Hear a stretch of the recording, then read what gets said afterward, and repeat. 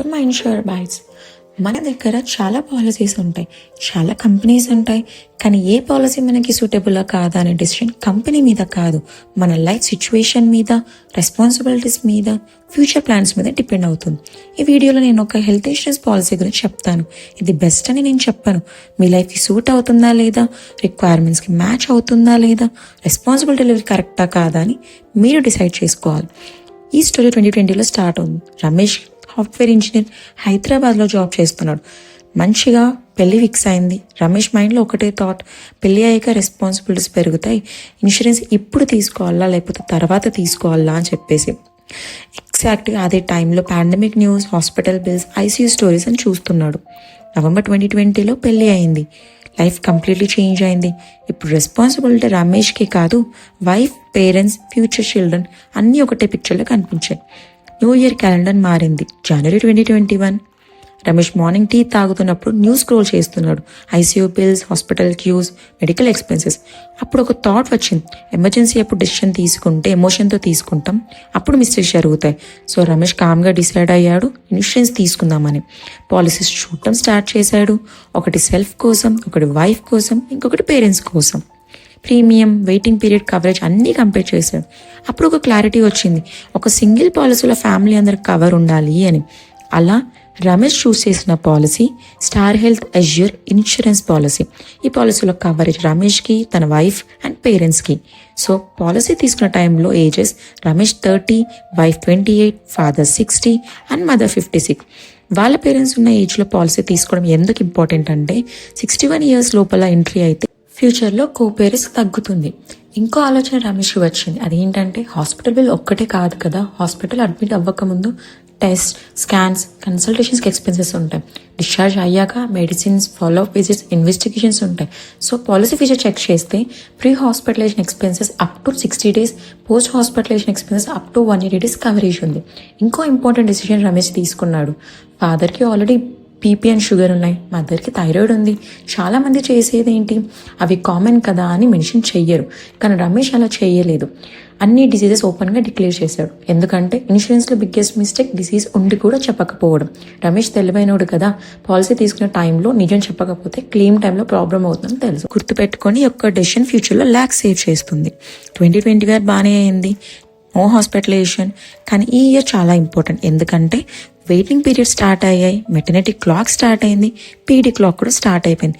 ఇన్సూరెన్స్లో silent years or golden years. 2022 వచ్చేసింది. Policy తీసుకున్నాక రమేష్ ఇమీడియట్గా హాస్పిటల్కి వెళ్ళలేదు, కానీ ఒక సింపుల్ డెసిషన్ తీసుకున్నాడు. ఎమర్జెన్సీ కోసం పాలసీ తీసుకున్నాం, కానీ ఇప్పుడు హెల్తీ ఉన్నాం కదా, ఒక కంప్లీట్ హెల్త్ చెకప్ చేద్దామని. ఎందుకంటే మ్యారేజ్ అయ్యాక లైఫ్ స్టైల్ చేంజ్ అవుతుంది, ఫుడ్ టైమింగ్స్ చేంజ్ అవుతాయి, స్ట్రెస్ కూడా వస్తుంది. సో 2021లో రమేష్ అండ్ లక్ష్మి ఇద్దరు ప్రివెంటివ్ హెల్త్ చెకప్ చేయించుకుందామని డిసైడ్ అయ్యారు. So what type of checkups are covered? Blood test, sugar, cholesterol, thyroid, BP, ECG and general physician consultation. So ఈ test preventive కోసం కాబట్టి హాస్పిటల్ అడ్మిషన్ అవసరం లేదు. సో క్లెయిమ్ ప్రాసెస్ ఎలా ఉంటుందంటే చాలా సింపుల్గా ఉంటుంది. ఎందుకంటే ఈ సర్వీస్ స్టార్ హెల్త్ యాప్లో బుక్ చేసుకోవాలి. వాళ్ళే ఇంటికి వచ్చి టెస్ట్ తీసుకొని రిపోర్ట్స్ యాప్లో అప్డేట్ చేస్తారు, అంతే. ఇక్కడ పాలసీలో ఒక స్ట్రాంగ్ నోట్ ఉంది, హెల్త్ చెకప్ క్లెయిమ్ పే చేశారు అని ఫ్యూచర్ హాస్పిటలైజేషన్ క్లెయిమ్స్ ఆటోమేటిక్గా అప్రూవ్ అవుతాయని కాదు. అంటే ఏంటి, ఫర్ ఎగ్జాంపుల్ చెకప్లో షుగర్ హై వచ్చిన పాలసీలో డిస్క్లోజ్ చేయకపోతే కంపెనీ స్టిల్ క్లెయిమ్ని రిజెక్ట్ చేయొచ్చు, ఇఫ్ ఇన్ కేస్ మీకు ఉన్న హెల్త్ ప్రాబ్లం మీకు ఆల్రెడీ తెలుసు అని ప్రూవ్ అయితే. ఆ తర్వాత జూలైలో లక్ష్మి ప్రెగ్నెన్సీ కన్ఫర్మ్ అయింది. అదే అండి రమేష్ వాళ్ళ wife. Ramesh first reaction happy, but next second thought, పాలసీలో మెటర్నిటీ కవరేజ్ ఉందా? పాలసీ రూల్స్ చెక్ చేశాడు. మెటర్నిటీకి 24 months waiting period, husband and wife both covered ఉండాలి. పాలసీ స్టార్ట్ డేట్ ఎప్పుడు? Jan 2021. డాక్టర్ చెప్పాడు March 2023లో డెలివరీ ఉంటుంది. సో 24 months కంప్లీట్ అయ్యాయి. రమేష్కి clarity వచ్చింది, okay timing correct ఉంది. March 2023 రానే వచ్చింది. ప్రైవేట్ హాస్పిటల్లో లక్ష్మికి C-section డెలివరీ అయింది. ఇప్పుడు మోస్ట్ ఇంపార్టెంట్ క్వశ్చన్, ఈ డెలివరీకి పాలసీ ఎంతవరకు కవర్ ఇస్తుంది? స్టార్ హెల్త్ అజ్యూర్ పాలసీలో మెటర్నిటీ బెనిఫిట్ ఎలా ఉంటుందంటే సమ్ ఇన్షూర్డ్లో మ్యాక్సిమం 10% వరకు మెటర్నిటీ కవర్ ఉంటుంది. ఎగ్జాంపుల్, రమేష్ తీసుకున్న 20 lakhs సమ్ ఇన్షూర్డ్, సో మెటర్నిటీకి 2 lakhs వరకు క్లెయిమ్ అడ్మిషబుల్. కానీ ఇక్కడ ఒక వెరీ ఇంపార్టెంట్ పాయింట్, మెటర్నిటీలో pre and post hospitalization expenses cover అవ్వవు. అంటే డెలివరీ ముందు scans, doctor consultation, vitamins, medicines, delivery తర్వాత ఫాలో అప్ విజిట్స్ ఈ ఎక్స్పెన్సెస్ పాలసీ కవర్ చేయదు.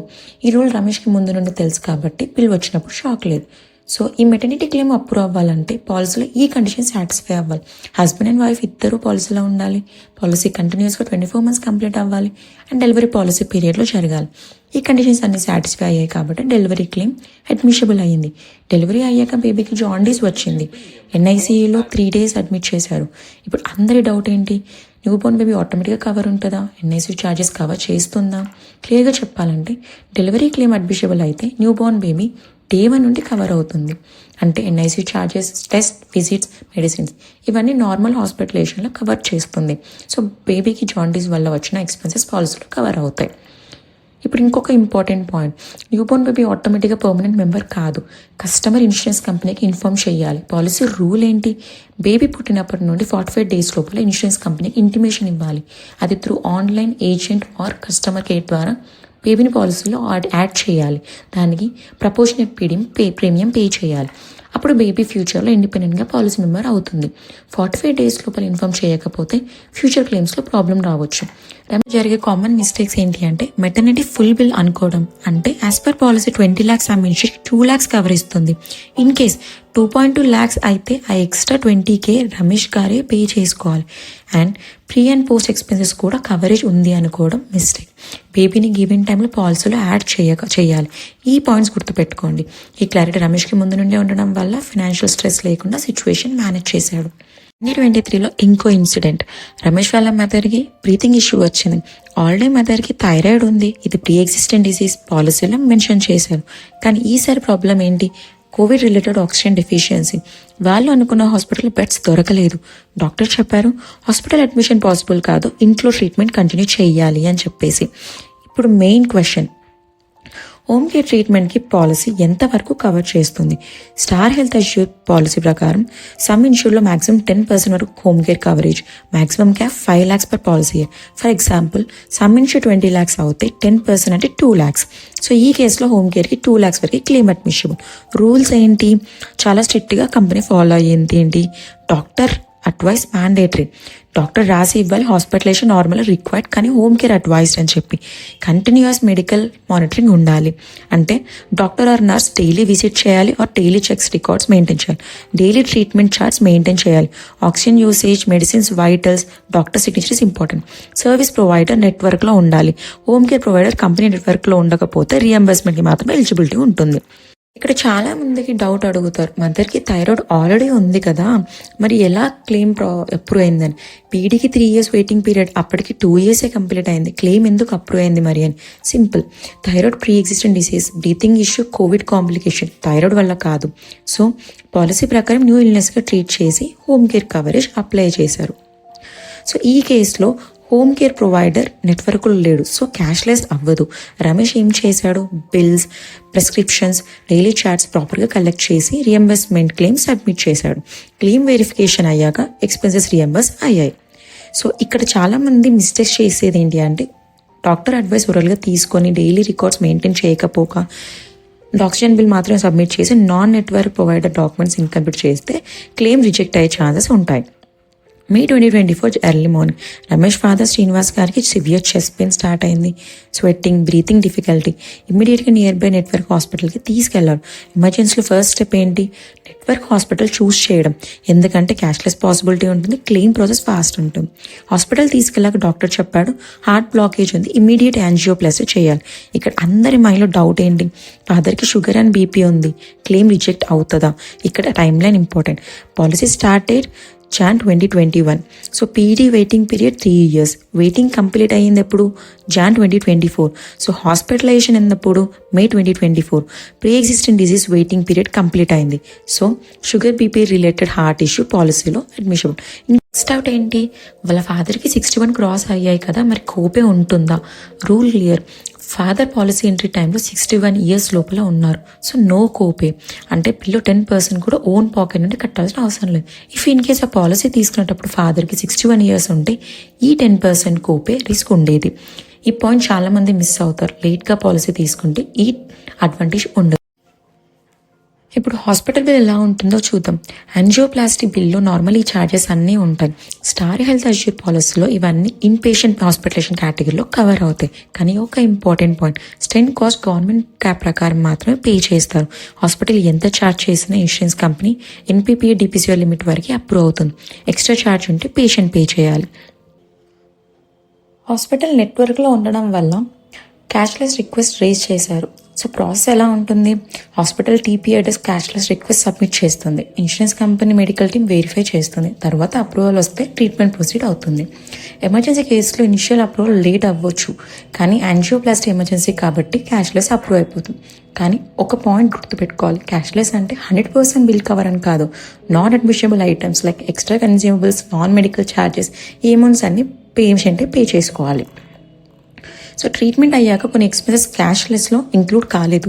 For example out side medicines, discharge medicines, ఈ బిల్స్ రమేష్ కలెక్ట్ చేశాడు. So reimbursement claim submit చేశాడు. ఏమేమి డాక్యుమెంట్స్ ఉంటాయంటే discharge summary, final bill, prescription, payment receipts. Verification అయ్యాక reimbursement amount credit అయిపోతుంది.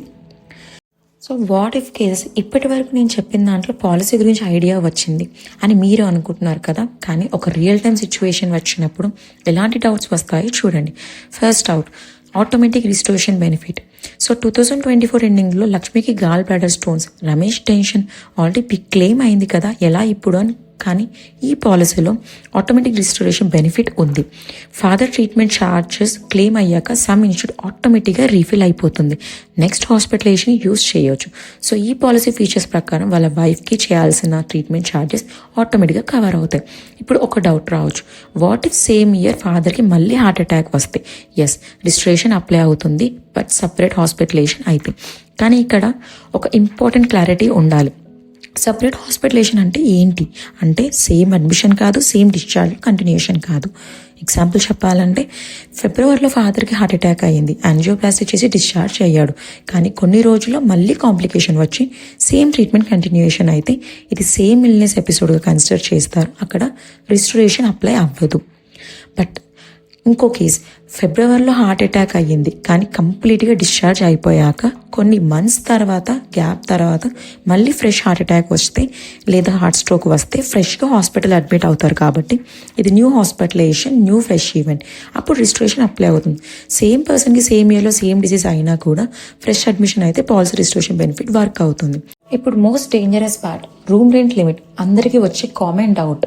So ఎగ్జాంపుల్గా చెప్పాలంటే రమేష్ పాలసీ తీసుకుంది 20 lakhs. So according to policy terms room rent is allowed except suite or above category ఉంది.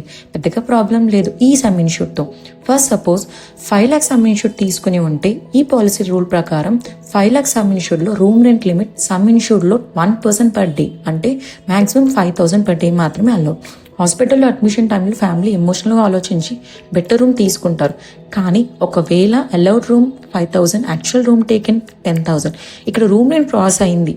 So చాలామంది అనుకుంటారు ఎక్స్ట్రా 5,000 రూమ్ రెంట్ మాత్రమే నేను పే చేస్తాను, కానీ రియాలిటీ అది కాదు. ఈ పాలసీలో రూల్ ఏంటి అంటే రూమ్ రెంట్ ఎక్సీడ్ అవుతే ప్రపోర్షనల్ డిడక్షన్ అప్లై అవుతుంది. So allowed room rent 5,000, actual room rent 10,000. So ఇక్కడ రేషియో ఎంత ఉంది? 50%. అంటే ఏంటి? Doctor, OT charges, nursing charges, IC related cost, ఇవి అన్నీ 50% మాత్రమే ఇన్సూరెన్స్ కంపెనీ పే చేస్తుంది. మిగతా 50% మీ పాకెట్ నుండి వెళ్ళిపోతుంది.